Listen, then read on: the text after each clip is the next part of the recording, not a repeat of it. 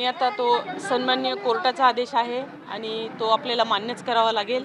थोडा कार्यकर्त्यांचा उद्याचा उत्साह जो होता तो थोडी हिरमोड तात्पुरती झालेली आहे, पण मी सर्वांना सांगते आहे, समजवते आहे की 21 तारखेसाठी हा उत्साह राखून ठेवा, कारण आपल्याला जल्लोष करायचा आहे एवढंच मी कार्यकर्त्यांना समजवते आहे।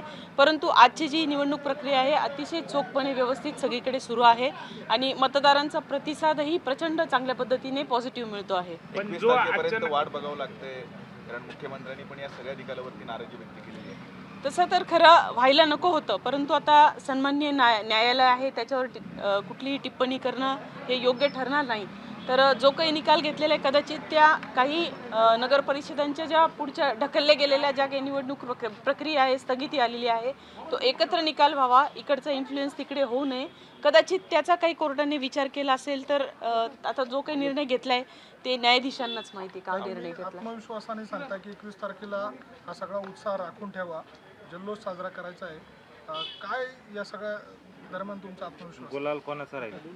गुलाल 100% हा भगूरमध्ये राष्ट्रवादीचा राहील, हे तुम्हाला आजच तुम्हाला सांगून देते। याचं कारण असं आहे की या भगूरमध्ये याच्या अगोदर कुठल्याही वरिष्ठ पातळीवरच्या नेत्यांनी, म्हणजे आमदार असतील, खासदार असतील, ग्राउंड लेवलला जाऊन लोकांना विश्वासात घेतलेले नाही आहे।